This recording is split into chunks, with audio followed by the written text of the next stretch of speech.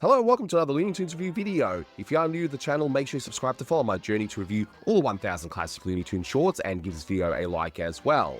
So this is a review for Roman Legion-Hare, and with me today are my fellow Legion-Hares, my good friends Eli Copperman and Luke Perkins. Say hi, guys. Okay, very nice. Now give me a victim. Come on. Welcome to Rome, I guess. Yeah, I feel like I'm the victim here because I've got you two on my channel.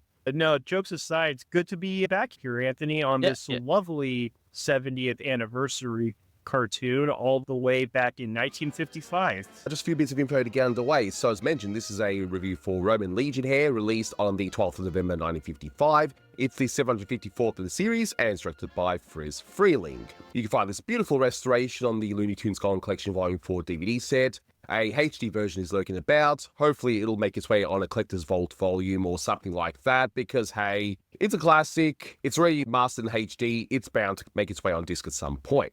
But it is under copyright, so you won't find it on YouTube unless Warner Brothers themselves choose to upload it, as it is under copyright, of course, and all that jazz. But in case you haven't seen this one, we're in the Roman times, and we see that we need a victim for the Colosseum to appease Nero, and Nero, of course, isn't happy, so he tasks Sam to find a victim, and he finds one. Who else is it? Bugs Bunny. You mean it wasn't Daffy Duck? Nah. I've been wrong! No, I'm kidding. There was a scheduling conflict. Anytime Yosemite Sam would be featured, it'd always be in a Bugs Bunny cartoon. He didn't even have any one-offs until Honey's Money several years later, which, when are we going to get to that? I don't know, 10 years from now? Was there ever a Yosemite Sam and Daffy Duck short? There was, where Sam had a brother. They were actually in a cabin in the mountains, and Daffy was a salesman. Okay, I like that one. Now, in terms of trivia for this one, we actually got quite a few to get through in this one, so let's get the obvious one out of the way. The title is a play on Roman Legionnaire, which is basically a Roman soldier. I know I'm simplifying it, but that's essentially what it is. You've got Nero. Now, if you're wondering why that kind of design, well, he's a caricature of actor Charles Lawton, who would have been very well known at the time. In fact, he's probably most well known, I think, for being in Spartacus, but of course, he was also in Mutiny and the Bounty.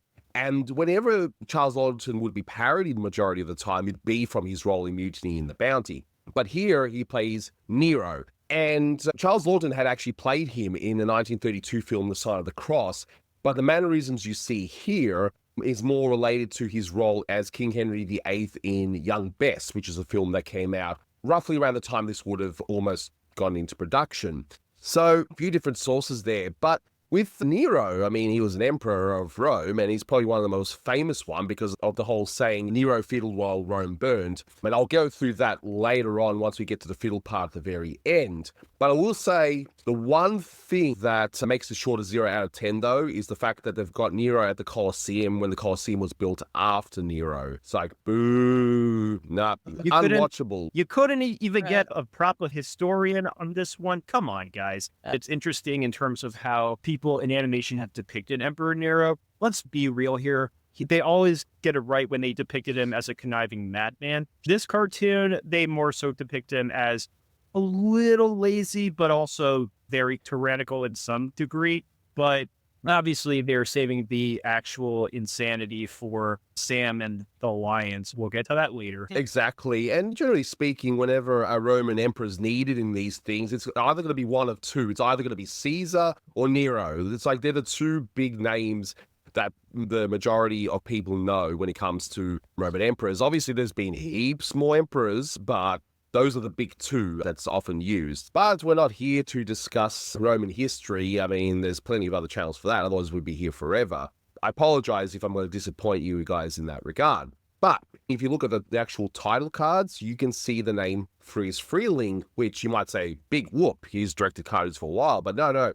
Up until this point, Friz Freleng was always referred to as either I Freleng or Isidore Freleng. But now we see him credited as Friz Freleng for the first time, similar to how Chuck Jones is no longer known as Charles M. Jones when credited for the shorts. So we definitely got a bit of a change in relation to that. So if you want to know when it first happened, it's right here. 1955 was a very integral year. It was the first year to feature the Looney Tunes cartoons post shutdown, and it was the first one where Chuck and Frizz's pen names were properly used. It's unfortunate that Robert McKimson never got to have his name credited as Bob, but what are you going to do? He probably just didn't have the big enough clout in relation to that. Now, in terms of my own personal history with it, I first encountered this in a Looney Bugs Bunny movie where the whole context is that Satan would send Sam back to Earth to capture the rabbit, and then they would reuse a few shorts in relation to that, and this was one of them. There's actually 4 versions of this short. There's this one, of course. There's a Looney Bugs Bunny movie, as I just mentioned. It was also used in 1963's Devil's Food Cake, where you got the same idea as the Looney Bugs Bunny movie, where Satan would send Sam back to Earth to do what he needs to do. But there's actually a 4th version, and I hope one day that this comes through in a proper restoration. But it's through the Bugs Bunny show, where the differences is that this story does not take place in Roman times at all. This all takes place on a film set. And there's a whole new version where Charles Laughton is not the emperor, but Charles Laughton is actually a film director, which he did direct a film, by the way, so, you know, it has its basis on truth. Night of the Hunter is the one where the love and hate scene came from, which was referenced in Do the Right Thing, one of Spike Lee's best movies. But yeah, a lot of people aren't aware there's actually 4 versions of this. And I was even reading further. I was getting into sort of a bit of a rabbit's hole with this one, but apparently there was even a slightly tweaked 5th version in Germany where they took what was on the Bugs Bunny show and they altered it even further. So why they keep on redoing this one? Well, you know, who can say? But there's definitely a few versions of it. So there's that. But there's plenty of other trivia, and I'll go through it as we go through the short itself. I've seen this short in its entirety, at least in a few Discord chats with some of my friends when they would play Looney Tunes shorts, but I never saw it on its own. However, the thing with this short is that I keep forgetting this short until someone brings it up. And I recently rewatched it for this review, and I think it's just a decent short. I think it's just okay. The first half is really mediocre, and then it gets slightly better once we're introduced to the lions. I can agree to that. Funny enough, in a similar vein to, I guess, my introduction to Legion-Hare, I think I saw it for the very first time on YouTube way back in the day. And, you know, I saw it in the Looney Tunes Golden Collection not long afterwards. That's my main introduction. And I also remember seeing it in the Looney Bugs Bunny movie, which I think we already mentioned it, but we'll bring it up when we actually talk about the film. But its significance in there, as well as Devil's Food Cake, are kind of fascinating. There's actually a lot to love about this one. I think it's perhaps not a standout per se, but I think it's just a solid short where if it's on, I'll watch it because it's just funny. Like, it's a great way to pass 6 or so minutes. So I reckon we take a look at the short and go through some of the other references as well and other bits and pieces. So let's march on through the streets of Rome, shall we, boys? So starting off, I like the fact that we got a very topical reference that you see this big sign saying another Appian freeway for your safety. And so just to put this in perspective, because a lot of people just don't realize how old these things are. I keep on getting people on my massive Facebook page saying, really? I don't believe you that this short is this old. No, they're old. Okay, they are really old. But I've had people accuse me of lying and spreading false information. It's true. That's the danger of sometimes rerunning these Looney Tunes and Tom and Jerry shorts. Some of them thought like they were made recently, or like in the 80s or 2000s or whatever. No, they were made during like the 30s and 50s. You can show them the production date, the release date, photos of when it was made to indicate, yes, these were made in this specific time. And they'll still like shrug it off and say, oh, you just created it using AI. And I'm like, okay, we're done. But this whole thing with the Appian Freeway, so that has its basis on the fact that around this time, the US defense highway system was being constructed everywhere. So that was done in order to connect the country better, because before this, to get from big city to big cities, the roads weren't that great, yeah? So the whole highway system was created for that reason, so that the cities could be connected better. And I know I'm simplifying it, but that's essentially what it was. And the Appian Freeway, the name Appian is a reference to Appian Way, which is the main road into Rome. So that's what that is. All right. The fact that Rome 54 AD, that is the first year that Nero was the emperor of Rome. So I guess someone knew the history, even though, again, the Colosseum wouldn't be around at this time. But whatever, we'll forgive it. Just like the fact that we got this sports joke here. Colosseum today, the Detroit Lions. Ha ha. Now, I'm not American, so I had to look up the Detroit Lions because I had no idea. I know Detroit, obviously, but the Detroit Lions, that's an NFL team. And the Tigers, I believe, with the baseball one, and they became the Lions because they wanted to sort of contrast the Tigers or something. Yeah. I mean, my NFL history is very, very poor. I can hear our mutual friend, Matty Cruz, the Toonie Tanner, who does know his sports. He's probably screaming at his monitor right now. But in any case, we got a little sports joke there. And we see the shadows of the people walking by, getting ready to see what looks to be a wonderful game. And see what you want about this short is, once again, there's a beautiful showcase for Frizz's timing, especially no one walks normally in a Frizz Freeling short like this. Everyone always walks to the beat or to the melody in these things. Sight, the Coliseum is packed to the brim. A great day for the big event. And here comes Emperor Nero.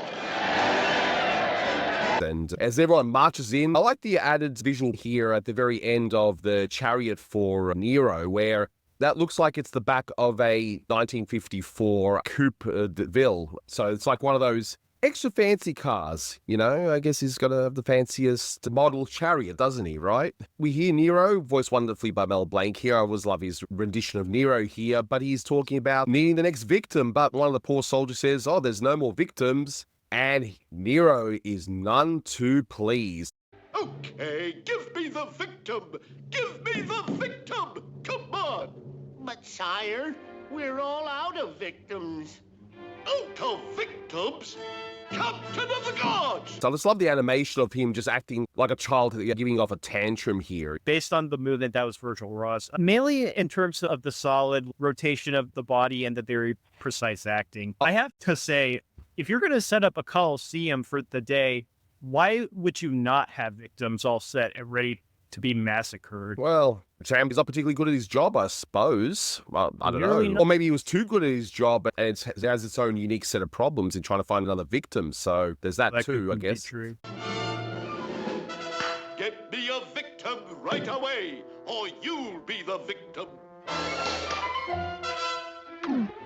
Oh, what a grouch!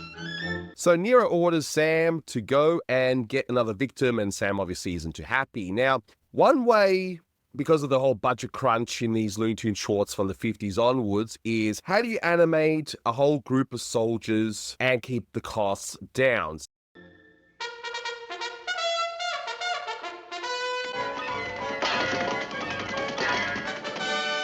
Fall in! Forward! March! 1, 2, 3, 4. 1, 2, 3, 4. So you've got the initial group of those soldiers bundling up together, getting into formation, and then marching along for Sam. But I love the way it's animated here. It's just one shape being animated with all those little feet just going to the actual beat. You know, I thought that was a fantastic way to get around the whole budget thing. It's fantastic. We always mention how Friz Freeling was the most economically minded in terms of the Looney Tunes directors, but in that sense, he and Holly Pratt were very much on the same page at this point, making sure that if you're going to have like a bunch of characters together in this stylized comical cartoon, it makes sense to not only keep them unified in this cartoonishly cluttered manner, but if they're going to move, you might as well keep them in like one pose and then just marching in that one pose. They would do a lot of stuff like that in future cartoons. Funny enough, one notable example, and this is from Holly Pratt, but one of the very last Warner Brothers cartoons to be, specifically from the original lineup, to be released, there's these donkeys that the fairy godmother transforms from bugs. And there's one shot where they're running to get to the ball, and it's only 1 or 2 frames of them running, but stylistically and within the film art direction, it works in tandem perfectly. And that's the kind of stuff that Friz Freeling and Holly Pratt were really good at, not just in terms of them being cartoonists, but in terms of them being filmmakers. It's like, okay, we've got to make it economical, but let's make it funny. So we march along, and, you know, we're 2 minutes in, we finally see the star attraction, Bugs Bunny. So he's like thinking, hey, it's a parade. I love parades. 1, 2, 3, 4. 1, 2, What's 3, that? 4. 1, A parade. Oh, boy, I love parades. 1, 2, 3, 4. 1, 2, 3, 4. 1. I just like the fact that you can stick Bugs and Sam in any situation, in any point in time, and it still feels fine. Like, you don't question why is Bugs in Roman times having a New Yorker type accent, you know? So Bugs is marching along, and just look at the animation again. Of all three characters, I guess, you got the clump of soldiers, Bugs and Sam, just walking along to the actual beat of the actual march. I mean, who's doing the drumming? I don't know. Who knows? I guess someone's nearby drumming, but anyway. So Bugs gives Sam the idea. No, it ain't no Roman Legion convention. I gotta find a victim to feed to the lions. Looks like you're out of luck, Doc. No one's around but me. So long. Sam gets the idea, oh, yeah, you can be the victim. And he gets the actual soldiers to chase after him. And again, just the whole bounce to the beat as the clump of soldiers just chase after Bugs. Like, they're just staying that one clump going after Bugs, who just trips them over, gets them out of the way so they no longer have to be animated.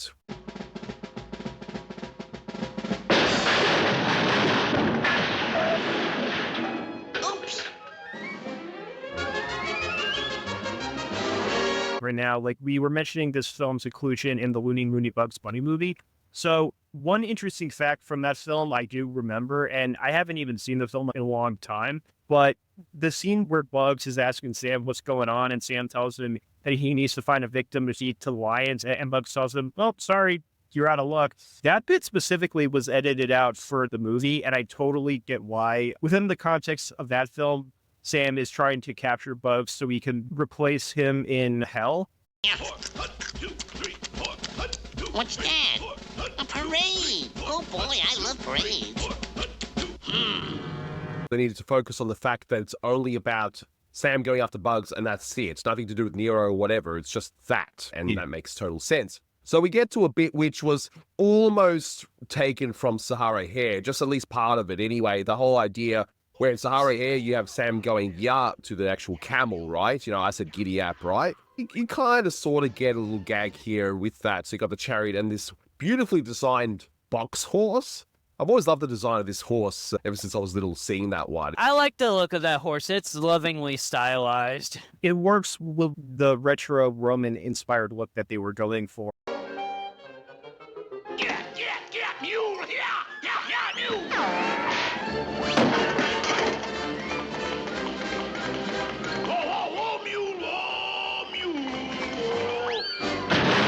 And I like that when it stops, there's like no in-betweens from it running to it stopping. It's like perfect. The snappy timing that For His Feelings cartoons were known for, it works perfectly there. And the fact that there's only like one frame or so, once the horse zips off and we cut to the next bit and we see Sam in one frame being stretched towards it, and the next frame is just all of his nuts and bolts, I guess, and the sword just flying up like that. But he gets up like it's normal, like it's nothing, and yeah, just the whole thing just flips over. And, you know, if they were copying the Legion-Hare gag, they might have reused the horse thing, but that's not the focus here. But the next line, though, would have been pretty topical, though. You have Bugs saying, These hot rod kids. So around this time, you had a culture of hot rod racing, especially in California. I'm sure they did it in other places too, but you had films like Rebel Without a Cause coming out and that sort of thing. So that line would have gotten a big laugh at the time, especially with all the teenager pop culture references coming around at this time too. So there's that. Again, these are old guys. Yes, this did come out in 1955. I have to stress that. But we get that wonderful bit of animation of Sam. He's still shrunk. I just like the fact that he's just swinging his sword around like that. He's so angry that he can even determine where he's going. I love it. But they enter the Colosseum, and in a beautiful bit of layout where we see that lion in the cage, I just like how in the back, it looks like a mouth with teeth. Oh, look at that layout. It's fantastic. Yeah. That lion is hilarious. I feel like here it's where the short goes from pretty mediocre to just okay. I feel like the inclusion of the lions livens it up just a little bit. I like the stuff with the lions. By the way, I think that this first scene of the lion was animated by Arthur Davis, extremely loose, and it also helps to emphasize the horror that Sam is going to have to witness, because there is no way you can control a lion when it is hungry and it knows exactly who it's going to get. Now where'd that skunk of a rabbit go? Whoa, you mangy fang-toothed critter! Take that! Maybe that'll learn you to keep your big mouth shut. And this gag here, I mean, first of all, the lion design It's reused from Tweety Circus, but then again, I mean, come on, it's Jerry Chittike. He's going to draw it similar. So, of course, you have the same line design, but the gag itself also comes from Tweety Circus, where you have Sylvester. You know, he's acting all confident, and it just hits the line, King of the Jungle. Huh. Whack. King, eh? Okay, King, I'm crowning you.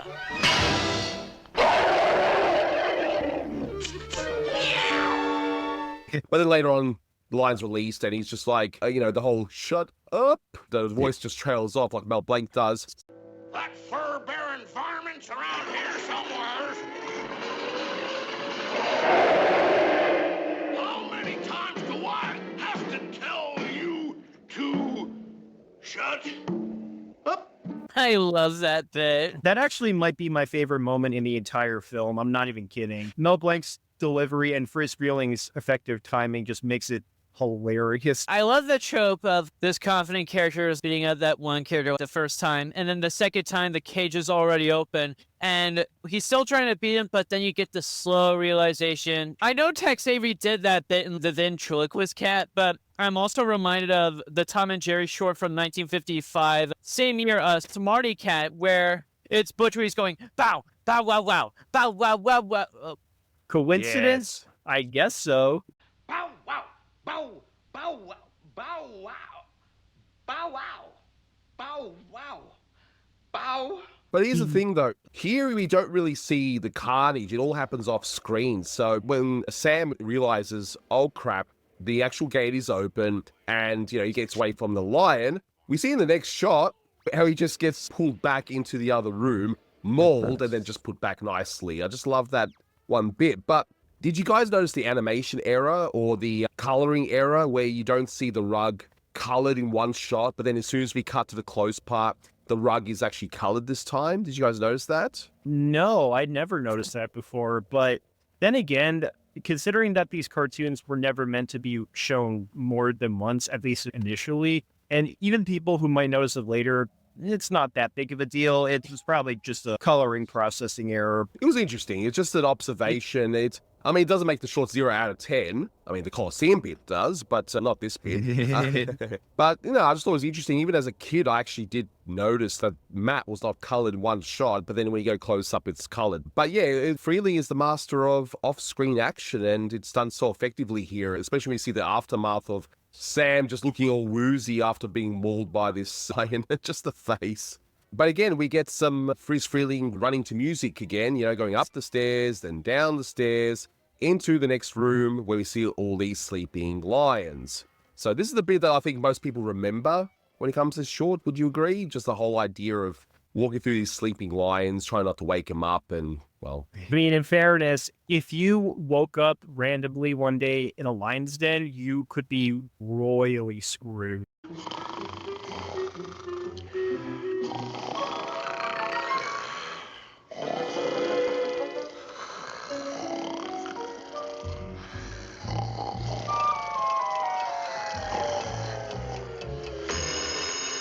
Look at the animation of how, okay, Bugs, he's escaped up, and Sam is proceeding to do the same, but Bugs just puts down this alarm clock that exists for some reason during this time. Another reason to give this 0 out of 10, but Bugs drops down the alarm clock, but look at the animation of him just casually using his foot to lift up that manhole cover and just cover it up, you know? Just something about it. I believe this is all Art Davis too, because if you look at all the wackiness of the animation of Sam trying to escape, just how choppy it is. Super broad and chaotic in all the right ways. I mean, there's even one bit, if you guys notice, of the lion. He's got his hand out as though the hand is like a periscope trying to look for where Sam is. Yeah, I love that bit. It's like, where are you? There's also the one frame of Sam getting dragged down to the lions, and you see the one frame of him praying. This is probably my favorite bit of animation in the entire short. As great as Virgil Ross's animation of Nero in the beginning is, and that kind of thing, but just the wildness of Sam trying to escape is fantastic. It goes so quickly. But we get the next bit where we see the pit of lions, where, again, Friz being a master of economy, the lion shot is just a still drawing of all those lions. This bit is actually a reuse from the short Ain't She Tweet, where in that short you've got Sylvester, he puts on these stilts, walk across the whole backyard full of bulldogs, and he does his whole trademark, shut up. Walks up, Tweety gives them all these tools, and the bulldogs end up getting rid of the stilts, and, well, we all know what happens next. Same thing happens here, but I would argue it's funnier here because of the fact that Bugs just happens to have the tools necessary to give to the Lions to take down Sam. But two things here I wanted to point out as well. You got Bugs saying, How now, brown cow? and if you're wondering what that line is, well, that's just an elocution exercise thing. You would just say it to practice speaking. I think it was even mentioned in a Gerald McBoing short, I think, offhand. Maybe I'm Yes, wrong. it was in a Gerald McBoing short. Yeah, the Yeah. elocution stuff. It was also parodied in that one Simpsons episode, How now, brown bureaucrats? Yep. But there's one frame where as Bugs is saying, Hannah, brown cow, where for some reason he gets these very thick eyebrows, just very briefly. Even as a kid, I noticed that. It just looked kind of weird. So I don't know who animated this one bit. But There are times when Bugs Bunny would get thick eyebrows to accentuate whenever he's raising his eyebrows up and down for certain scenes. I know the one for his Feeling Short where that happened. I think it's Hair Splitter. There's this one shot where he's like trimming himself up, and you see the one bit where he gets these thick black eyebrows whenever he's raising his eyebrows. That's the one shot. You might remember it. You know what? I Maybe. think this is Jerry Chinicky now that I'm looking at the movement. But either way, I just love that one very brief frame of him having these eyebrows. It just looks so weird. But when Sam says, No long-eared galoot can outfox the captain of the guards. Okay, Rabbit. Now let's see who's the smartest. Oh, it looks like you outsmarted me. Oh, woe is me. and you got the whole melodramatic music that you hear when Bugs is, oh no, looks like you outsmarted me. Oh no. Just that's the whole over dramatized read of it. Yeah. So beautiful. Ah, shut up! Here, lions.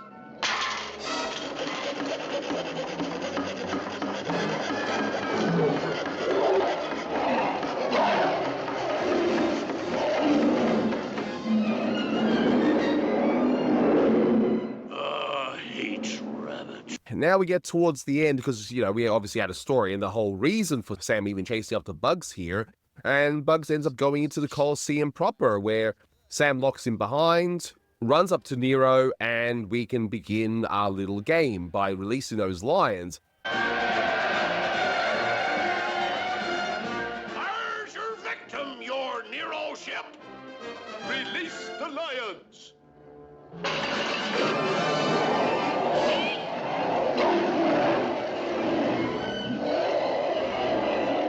And we get the beautiful twist where the lions, they don't go for Bugs. They end up going for both Nero and Sam. Gee, I wonder why. There's actually two other references at the end right here because I've left this best for last. Actually, three references. So first of all, if you're wondering what Nero's playing on the fiddle, it's taps.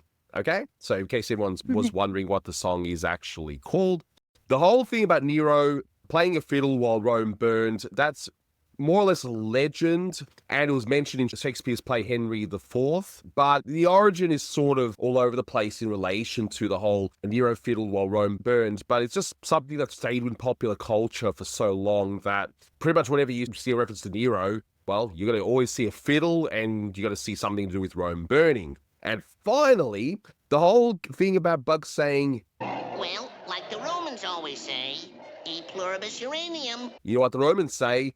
A pluribus uranium. I didn't know this because I'm not American, but the United States motto is e pluribus unum, for many, one. But here, the Roman version, I guess, is for many uranium.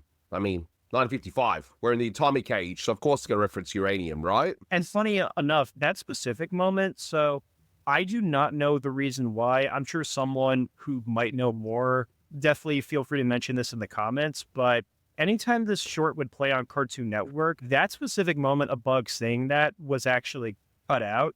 So it just cut straight to Sam and Nero stuck on the column and being massacred by the lions afterwards. So again, if anyone knows the reason, feel free to let me know. But I do think it's a little odd that they cut that out on Cartoon Network. Yeah, I'm not sure why. But if anyone has an answer, can definitely let us know. And I know a few bits and pieces would have been cut out for TV anyway, some of the really ultraviolet bits. But all in all, what we've just seen is the full uncut short as it originally appeared, and we end right there. The short definitely has its moments, and it does have a pretty funny payoff, but I'll admit this isn't one that I would rewatch like immediately. It's enjoyable for what it is, but as far as rewatch value, it's probably not gonna win me over too much. I would definitely rewatch it for the lions and some of Nero's scenes, but other than that, it's still a decent short, like definitely on the more positive side of average, but it's still a pretty average short. So I give it like maybe a 6 or a very generous 7 out of 10. It's definitely a very okay short, but it's one of the weaker Bugs and Sam outings. The first half is just very mediocre, just very easy to forget. And then the second half comes with the lions, and it picks up a little bit more. And there are some funny gags here and there with the lions, but even then, it just slightly picks up when the lions come out. There are some good bits here and there, but it's overall just a rather okay short, or like definitely leaning on the positive side. But yeah, I am definitely going to give it a 6 out of 10. In no way are we saying it getting a 6 out of 10 means it's outright bad. Well, let me clarify. Far from it. Just as far as Bugs and Sam cartoons, there's ones that we think are objectively better than this one, but as far as what this is doing, it does the job well enough. Yeah. Now, in contrast to you guys, I love this one, and I think part of it's just nostalgia playing into it too, which I acknowledge can cloud one's judgment and all that. And again, I'm more familiar with the Looney Bugs Bunny movie and seeing it there. But I think this one's got a very solid story. It is a great way of how you can tell a short story in such a limited time and still get a wonderful, satisfying ending out of it as well. Is it the best Bugs and Sam short? Not by a long shot, but it is funny. I think it does the job. Freeze Feeling really does show he's the master of off-screen gags, his timing, and there's a few animated flourishes that judges get an absolute kick out of. So, look, this one closer to 8 out of 10 for me. I really do enjoy this one. So, there's that. Fair enough. And even then, I would be lying if I said that some of my favorites are plagued by nostalgia, so I totally understand that. Yeah, but in any case, that will do it for this one. Thank you so much for watching, guys, and until next time, take care. Well, like they always say, that's all, folks.